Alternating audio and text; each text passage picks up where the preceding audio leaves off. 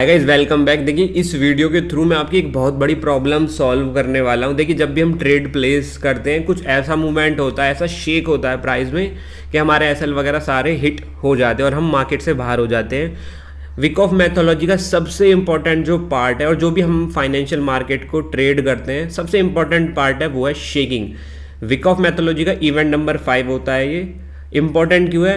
क्योंकि मैंने आपको पहले भी बोला है कि वीक ऑफ मैथोलॉजी में क्या है कि, और ये बात सबको पता है कि देखिए हर एक बायर पे एक सेलर बैठा हुआ है। जब भी ऑपरेटर को एक बड़ा अमाउंट स्टॉक परचेज करना है उसके लिए उसको सेलर्स की ज़रूरत होती है। जब उसको नहीं मिल पाते तो एक ऐसा शेक वो कराते हैं मार्केट में जिससे उनके जो स्टॉक है जो भी उनको परचेजिंग करनी है वो इजीली मीट हो जाते हैं ऑर्डर्स बाई के सेल से और सेल के बाई से। तो इसलिए शेकिंग बहुत ज़्यादा ज़रूरी है और आपने बहुत कितनी बार ऐसा देखा होगा, बिल्कुल परफेक्ट लेवल में मार्केट चल रहा है, एक शेक होता है और फिर प्राइस उसी डायरेक्शन में चला जाता है। ठीक है, तो उसी को हम जानने की कोशिश करेंगे, डिटेल में पढ़ने की कोशिश करेंगे। वीडियो को आखिर तक ज़रूर देखना, वर्थ इट होंगे आपके 20-25 मिनट।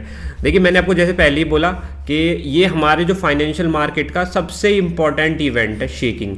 ठीक है, और नाम से ही पता लग गया होगा कि शेकिंग किस चीज़ की है। शेक हमको ही शेक किया जाता है ऑब्वियसली। क्यों किया जाता है? ज़्यादा क्वांटिटी में अगर उनको स्टॉक्स परचेजिंग करनी है तो सेलर्स को उतने सेलर्स उनको चाहिए मार्केट में, वो शेकिंग करके बहुत इजीली आ जाते हैं। देखिए मैं आपको मोटा मोटा समझा देता हूँ क्या होता है। देखिए मैंने आपको पूरा इवेंट बता दिया वीक ऑफ मैथोलॉजी का। देखिए प्राइस एक्यूमुलेशन में आ रखा है, पूरा अच्छे से मूव कर रहा है, अपने फेजेस बना रहा है, फेज़ ए फेज़ बी। अब क्या होता है, हमको लगता है कि प्राइस यहाँ से अब निकल जाएगा। ठीक है, लिक्विडिटी भी उसने ले लिया और सब कुछ ले लिया है, इम्बैलेंस भी उसने क्रिएट कर लिया है। ठीक है, अब बट क्या होता है, मार्केट करता करता फट से एक नीचे से एक इंपॉर्टेंट जोन को ब्रेक करता है और सडनली प्राइस क्या होता है उसी रेंज में दोबारा से घुस जाता है। तो इसी को हम शेकिंग बोलते हैं।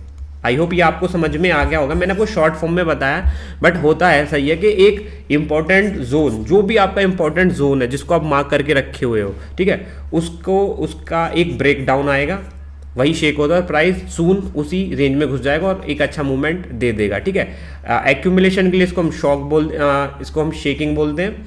और जब हम डिस्ट्रीब्यूशन के लिए प्लान करेंगे तो भी हम उसको शेकिंग ही बोल लेते हैं। मैं आपको इनकी टर्मिनोलॉजी के अंदर नहीं फंसाऊंगा। ठीक है, उसको भी हम शेकिंग बोल सकते हैं या टेस्ट बोल सकते हैं। ठीक है ना, हम शेकिंग से ही आपको डेनोट करके देंगे। ठीक है, तो आई होप ये आपको समझ में आ गया होगा कि मैं आपको क्या बताने वाला हूँ। ठीक है, तो in order for us to waiting to see a potential that to action must have occurred previously.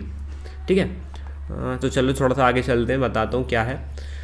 देखिए यहाँ पे क्या होता है कि शेकिंग, अगर हमको शेकिंग देखनी है मार्केट में उससे पहले 2 इवेंट होने चाहिए। अब ऐसा नहीं है कि आप सोचो कि भाई प्राइस गिरता आ रहा है और सीधा गिरा और आप लगोगे कि ऐसे फॉल करता रहा है, मान के चलो प्राइस, और एक सडनली फॉल आया तो आप बोलोगे ना ना ये तो शेकिंग है। अरे नहीं, ये शेकिंग नहीं है, आप ये गलती मत करना। वो तो प्राइस फॉल करते आ रहा है। शेकिंग से पहले 2 इवेंट हो जाने चाहिए मार्केट में। क्या? कहीं प्राइस रुकेगा तभी तो आप शेकिंग करोगे। ऐसा थोड़े ना कि प्राइस गिरता आ रहा है और हर फॉल में आप शेक ढूंढ रहे हो, ऐसा नहीं होगा ना। पहले प्राइस को रुकना पड़ेगा ना कहीं ना कहीं।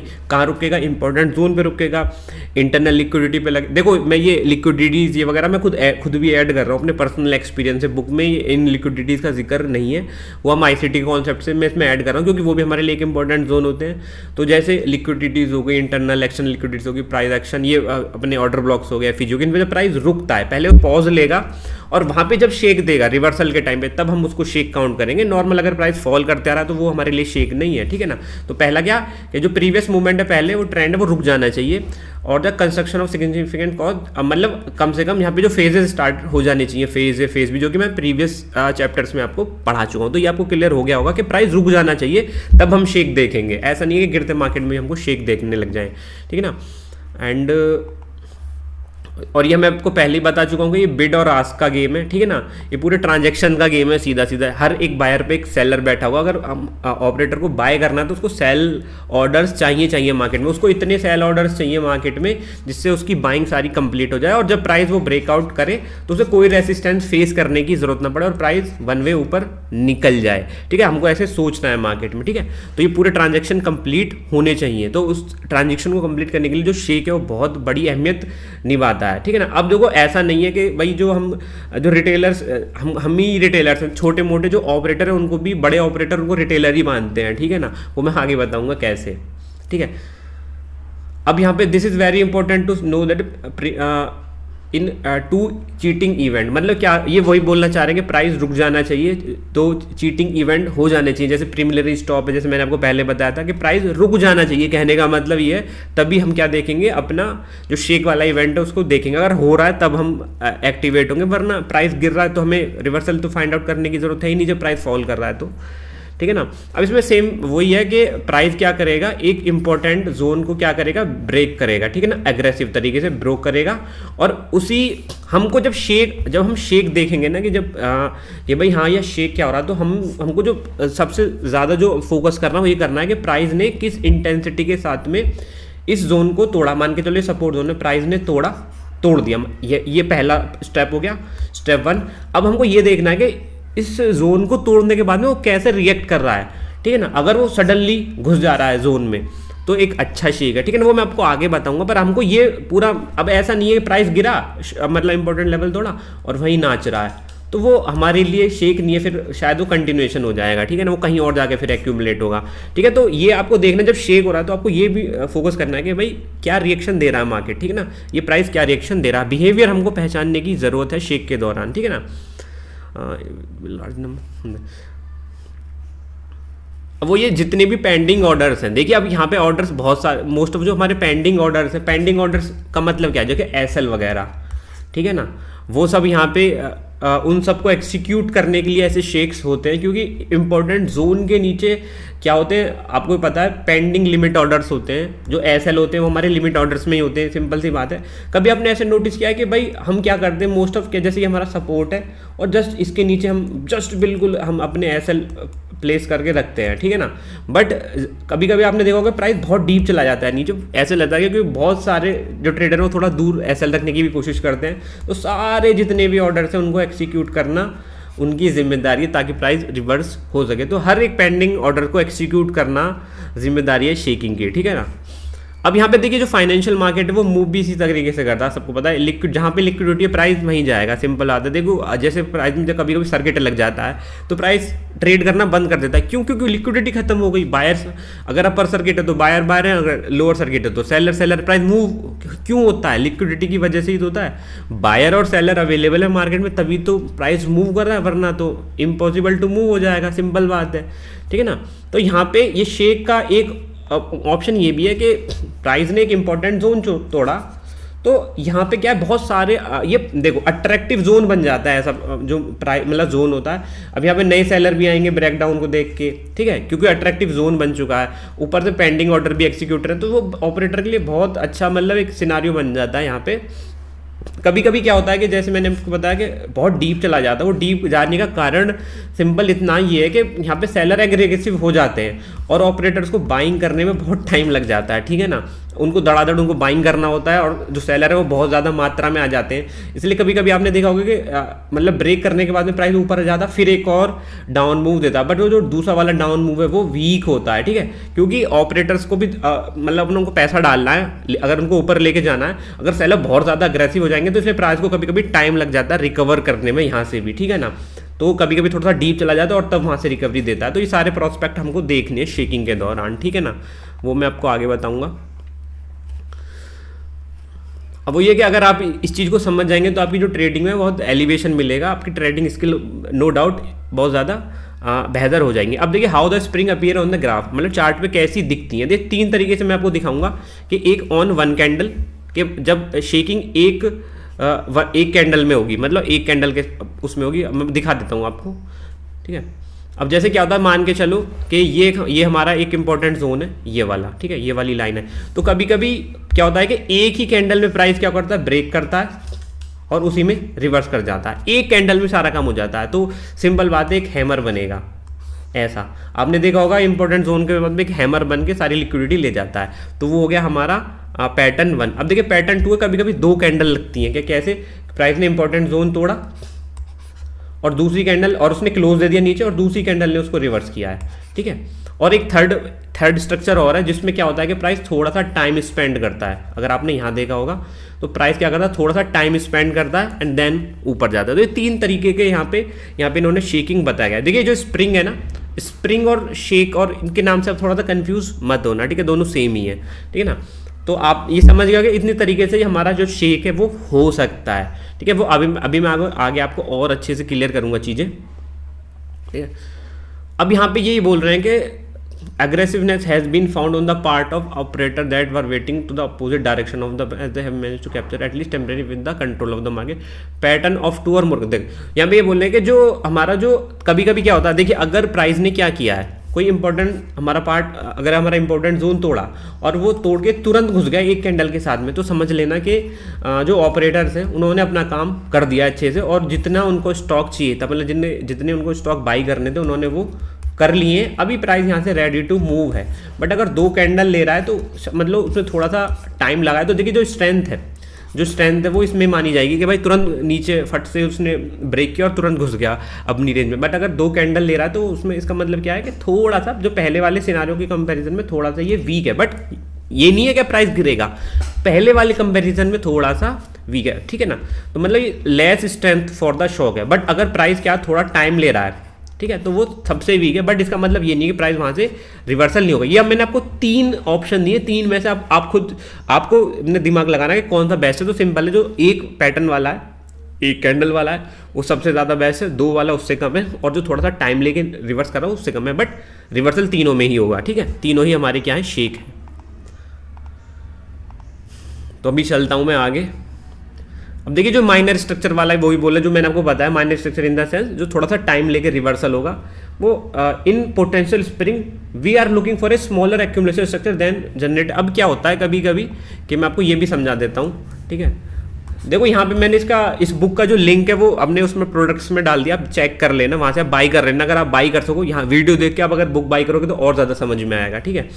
तो देखो यहाँ पे क्या होता है, कभी कभी मैंने जैसे बताया, हम थर्ड वाला माइनर जो स्ट्रक्चर है, जो यहाँ तोड़ा और प्राइस क्या करेगा, फिर यहाँ थोड़ी देर टाइम स्पेंड करेगा और यहाँ पे एक और स्ट्रक्चर बनाएगा, माइनर स्ट्रक्चर, ठीक है। अब क्या पता इस जोन को अगर मैं जूम करूं तो क्या पता यहाँ भी वो एक नया एक्यूमुलेशन बना के निकले, ऐसे ऐसे ऐसे ऐसे ऐसे, ठीक है ना। तो वो भी टाइम ले सकता है, बट वो भी एक परफेक्ट हमारा रिवर्सल है ही। अब आप ऐसे मत सोच जाना कि इसके नीचे ब्रेक डाउन दे दिया और रुक गया तो प्राइस गिरेगा ही, फिर हमें उसमें थोड़ा सा वेट करना पड़ेगा कि भाई प्राइस देखो प्राइस ने ब्रेक डाउन किया और सीधा घुस गया तो हम तो एंट्री कर लेंगे, बट अगर प्राइस उसमें रुक गया तो फिर तो हम तो ब्रेकआउट का तो हमको वेट करना पड़ेगा, तभी तो हम एंट्री करेंगे। तो आप ये समझ लो, ये हो गया हमारा माइनर स्ट्रक्चर। अभी हम चलते हैं आगे।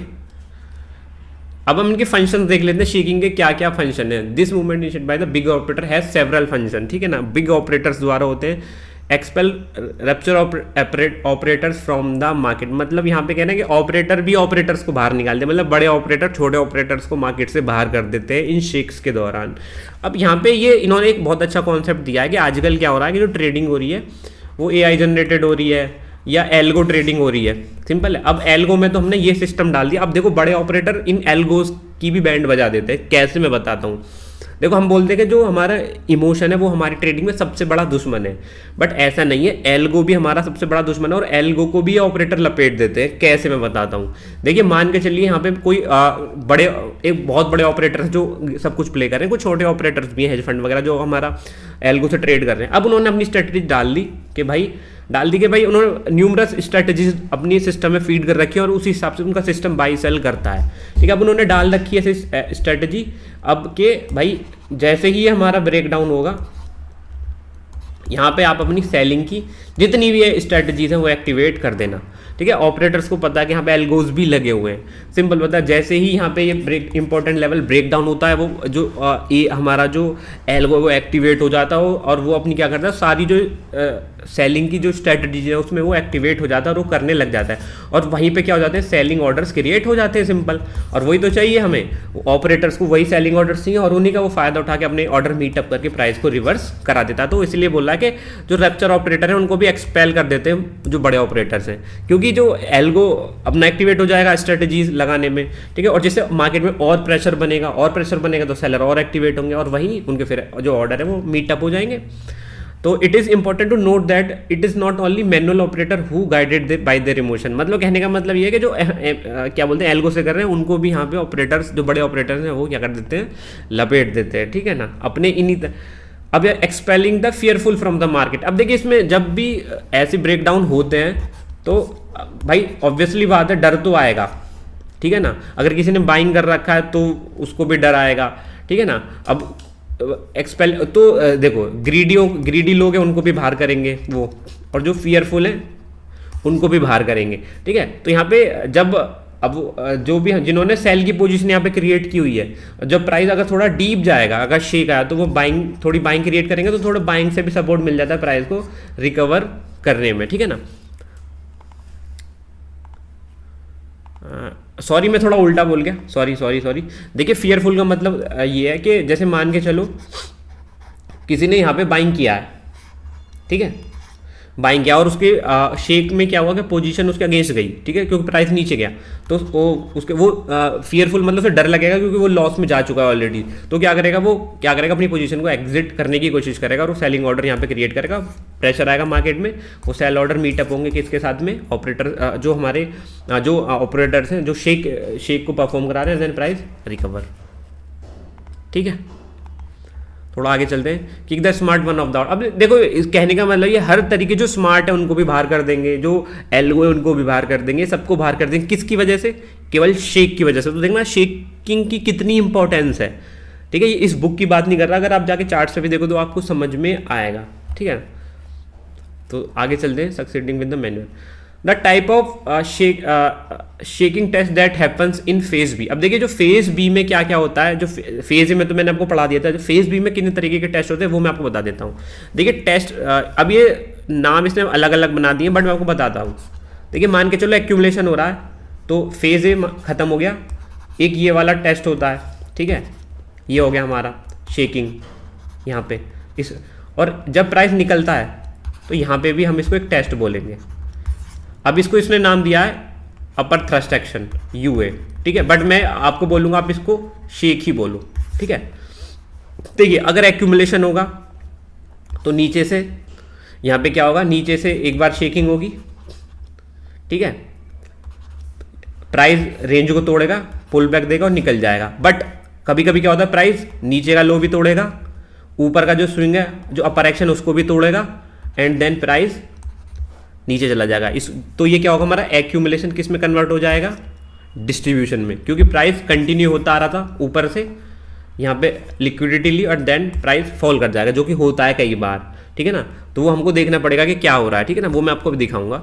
अब हमको देखना प्राइस बिहेवियर आफ्टर ब्रेकआउट, कि मतलब जब ब्रेकआउट हुआ है तो प्राइस का बिहेवियर कैसा होना चाहिए, वो हम थोड़ा सा देखेंगे। If after the breakout of the lower part of the structure the price fail to stay below and re-enter the range again it donate strong, ठीक है ना, सिंपल है कि देखिए जैसे मैंने आपको बताया कि अगर तोड़ा प्राइस ने जोन तोड़ा नीचे का और तुरंत घुस गया मार्केट में, रेंज में, तो वो हम बोलेंगे कि भाई ये एक हमारा क्या है, स्ट्रॉन्ग जोन है, and the greater probability of the breakout is false and spring is therefore developing.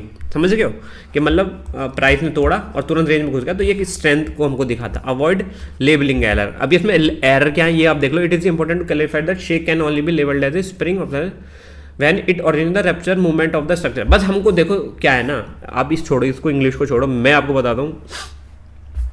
देखो हम ट्रेडिंग कर रहे हैं, हमारा बेसिक दिमाग है यहाँ पे, हम बिल्कुल लॉस्ट तो है नहीं, ठीक है ना। तो हमको क्या क्या देखना है, हमको देखो अगर प्राइस इंपॉर्टेंट जोन पे आ चुका है तो हम यहाँ पे एक्यूमुलेशन को फाइंड आउट करने की कोशिश करेंगे। और मैंने आपको पिछले वीडियो में बताया था कि अगर मान के चलो इस लेवल से बड़ा लेवल नीचे है तो हम इस यहाँ पे डिस्ट्रीब्यूशन फाइंड आउट करने की कोशिश करेंगे। तो हम डिस्ट्रीब्यूशन फाइंड आउट करने की कोशिश करेंगे तो शेक हम कहाँ देखेंगे, सिंपल है, ऊपर वाले जोन में। अगर हमको बाइंग करनी है तो हम नीचे देखेंगे। तो हमको ये पता लेवल का तो भाई ध्यान होगा ना। अगर हम यहाँ पे यहाँ इस स्टेज तक पहुंचे कि हम इस बुक की समराइजेशन देख रहे हैं तो हमको लेवल का तो अंदाजा होगा ही ना।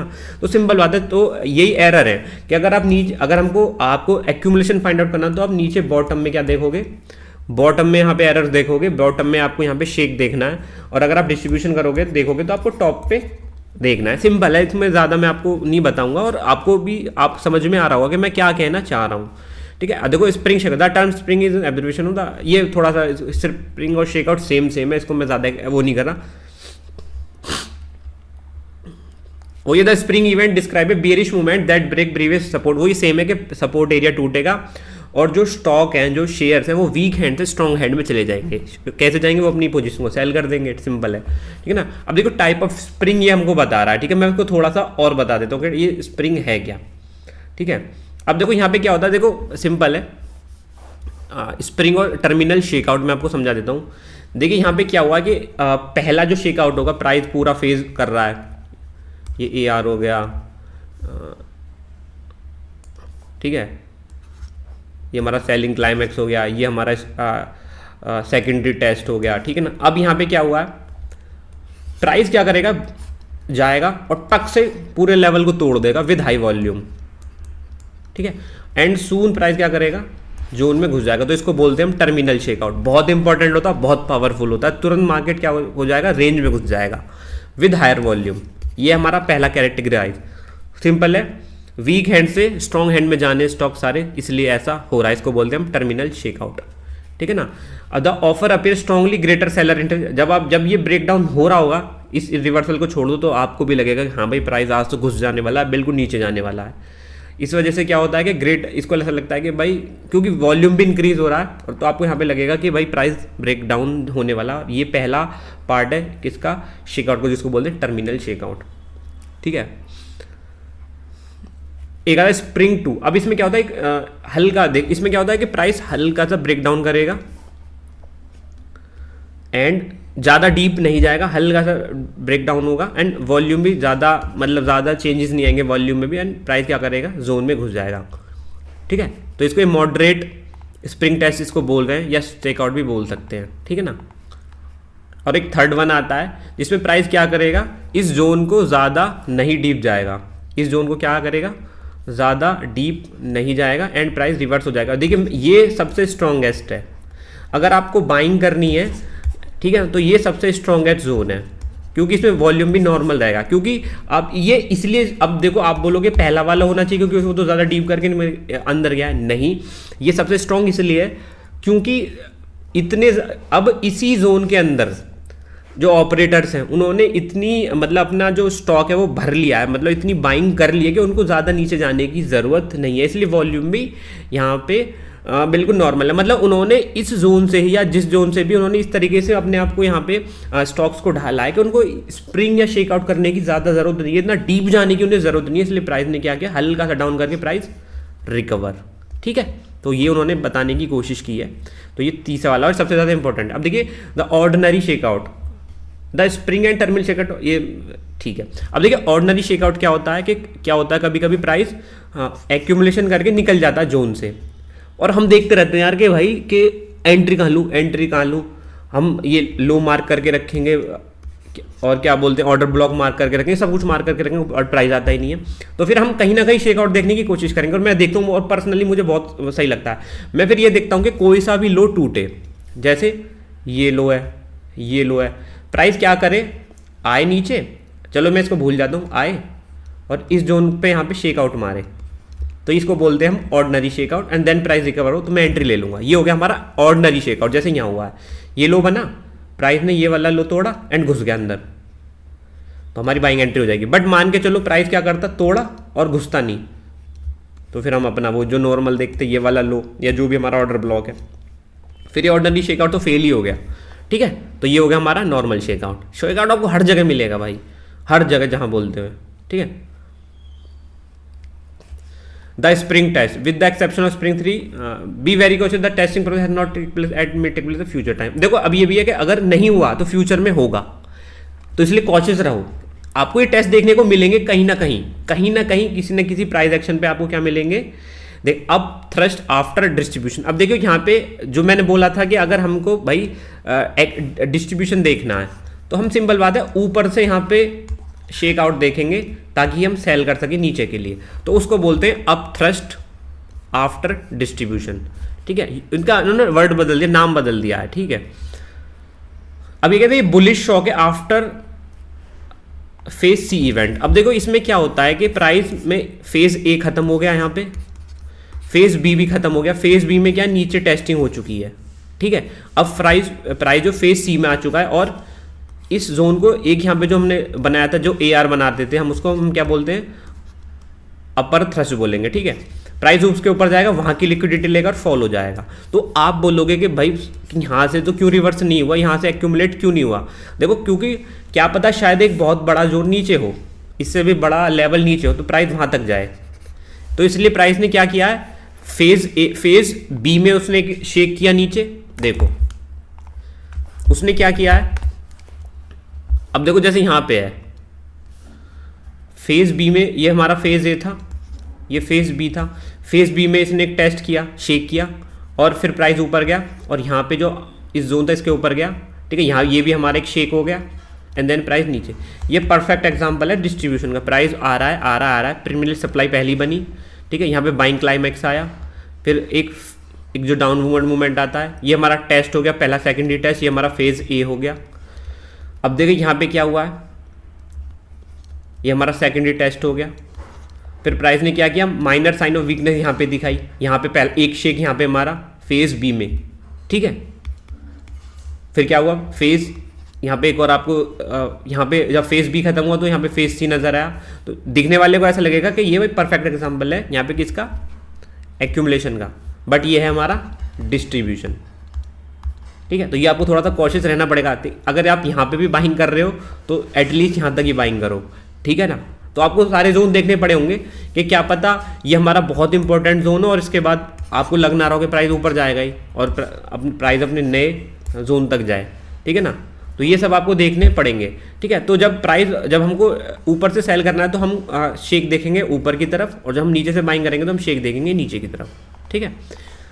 एंड अब मैं थोड़ा सा आगे चलता हूँ। अब देखो यहाँ पे कभी कभी क्या होता है, अगर हमको डिस्ट्रीब्यूशन भी देखना है तो प्राइस क्या करता है, नीचे की लिक्विडिटी ले ली, यहाँ पे एक शेक कर दिया, ठीक है।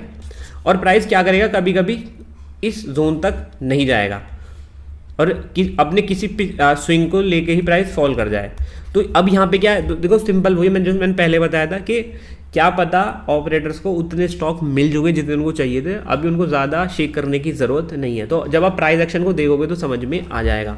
जैसे शार्प फॉल ये आया, ये जो फॉल है शार्प फॉल है, ठीक है, यही इम्बैलेंस के साथ में और फिर पुल बैक के साथ में प्राइस हमारा निकल जाए, ठीक है। जब आप निकलेगा, बिल्कुल मैं आप लोगों की बात से बिल्कुल सहमत हूँ कि ऐसे जो सेटअप है ट्रेड करना हार्ड है, ठीक है ना। बट देखो प्राइस आपको हमेशा वही जो हम पढ़ते हैं, हम वो ट्रेड हमेशा हमको नहीं मिलता मार्केट में, आपको पता बहुत डायनामिक है, ठीक है, बहुत डायनामिक मार्केट होता है। तो हम ऐसा नहीं करेंगे भाई ऐसा ही होगा, तो हमें हर चीज़ के लिए तैयार रहना है, मतलब एटलीस्ट पता तो होना चाहिए कि भाई ऐसा भी हो सकता है प्राइस में, ताकि हमको गिल्ट फील ना हो, ठीक है। The upper thrust after distribution test, ठीक है। तो सेम वही बता रहा है कि अपर थ्रस्ट को उसने शेक किया है, इसने पीछे अपर थ्रस्ट को यहाँ पे शेक किया, उसके बाद फॉल कर गया, ठीक है। उसके बाद अगर मैं पढ़ाऊँ तो यहाँ पे आने वाला है ब्रेकआउट, जो कि मैं नेक्स्ट वीडियो में पढ़ाऊँगा। ये वीडियो कैसा लगा ज़रूर बताना, और समझ में आया कि नहीं बिल्कुल कमेंट में ज़रूर बताना। और ऐसी बुक्स चाहिए तो आप यहाँ पे मेरे को कमेंट करना, मैं और अच्छे से दूसरी बुक्स को भी लेके आऊँगा। चलो बाय।